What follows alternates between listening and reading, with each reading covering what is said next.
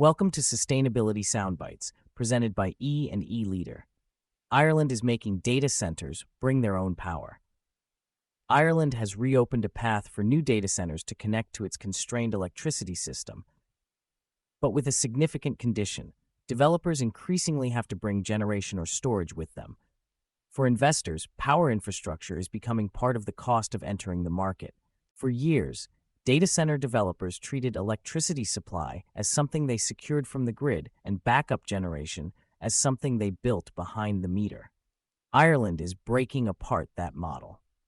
Under the Commission for Regulation of Utilities' new data center connection policy, large facilities seeking grid access must provide dispatchable generation and storage capacity, on-site or nearby, sufficient to match their requested maximum import demand, and must meet at least 80% of annual electricity demand with additional renewable generation located in Ireland. In one of Europe's most important data center markets, access to electricity increasingly depends on the developer's ability to help provide it. And Ireland offers an early look at what happens when grid constraints become severe enough that the economics of a facility and the economics of its power supply can no longer be separated. Ireland has reached the point where load changes the market. The numbers explain why. Data centers accounted for approximately 22% of Ireland's electricity consumption in 2024, up from just 5% in 2015, and the CRU expects that share to reach 31% by 2034, as sector demand roughly doubles from 9.4 TWh in 2025 to 14.6 TWh. The concentration is even more pronounced around Dublin, where data centers already account for roughly half of regional electricity demand, and where system operators are now applying a stricter credibility standard to new connection applications, rather than the broad regional capacity estimates they once relied on. The response is no longer simply to build more transmission and wait. Ireland is shifting part of the reliability obligation toward the companies creating the demand, which changes what power available actually means for a new project. A site may sit near transmission infrastructure and still require substantial investment in generation, storage, renewable supply, and electrical equipment before it becomes commercially viable.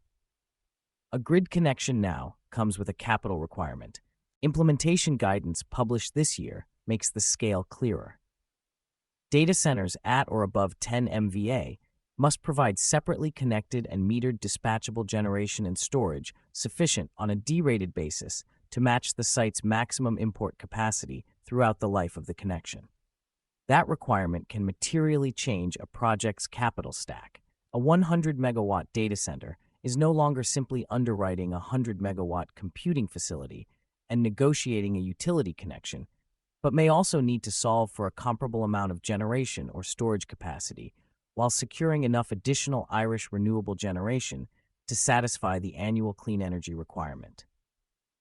For finance teams, those are not secondary engineering costs. They influence total development cost, financing requirements, construction sequencing, and potentially the return required to justify entering the market, which is why a growing number of developers elsewhere are already exploring on-site generation as a way around similar constraints.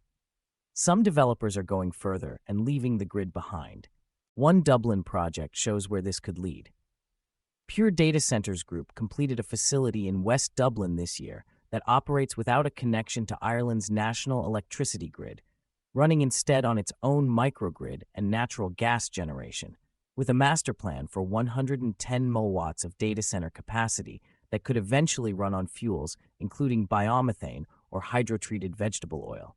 The project should not be read as evidence that every data center will abandon the grid, but it does show that developers are beginning to consider building the power system alongside the digital infrastructure rather than waiting for the public network to provide sufficient capacity, a calculation that becomes more plausible when the alternative is an uncertain connection timeline or an otherwise stranded development site.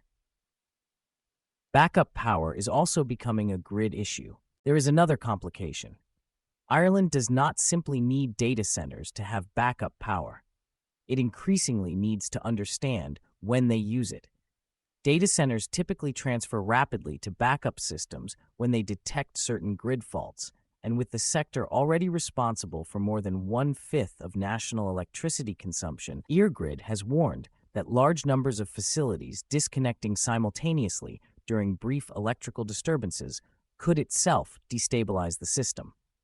That concern has already produced a new grid code requiring data centers to remain connected through millisecond-long faults rather than switching instantly to backup power, the kind of grid support obligation that resilience investments like large industrial microgrids elsewhere are increasingly being designed to satisfy. Backup power was designed primarily to protect the customer from the grid. At this scale, regulators also have to consider how the customer's backup strategy affects the grid. Ireland may be an early version of a larger shift. Ireland is an unusually concentrated market, but the underlying pressure is not unique. Wood Mackenzie estimates that Asia-Pacific alone has more than 32 gigawatts of planned data center capacity across over 1,150 projects, and says regulators in constrained markets are increasingly requiring developers to provide battery storage, accept curtailment risk, and contribute to grid stability as a condition of obtaining power. CBRE similarly reports that data center electricity consumption across Asia-Pacific nearly doubled between 2020 and 2024 and is expected to triple over the next several years, while average new facilities now exceed 100 megawatts. The specific rules will differ by country, but developers can no longer assume that securing land, permits, customers, and financing means electricity will follow. Increasingly, the power solution has to be underwritten at the same time as the facility. Power self-sufficiency is becoming part of site selection. That should change how international expansion decisions are modeled. The cheapest land or most attractive tax structure may not produce the best project economics if the location also requires hundreds of millions of dollars in additional electrical infrastructure, generation, or storage, while a more expensive market with reliable capacity and predictable connection rules may carry less execution risk. For investors, that makes the power question more specific than whether a country has enough electricity.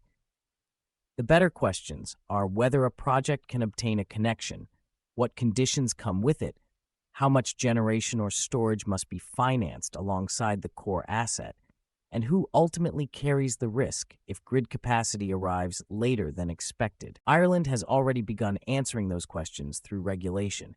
For companies planning power-intensive facilities elsewhere, the more important question is how many other constrained markets eventually reach the same conclusion. Interested in a soundbite sponsorship?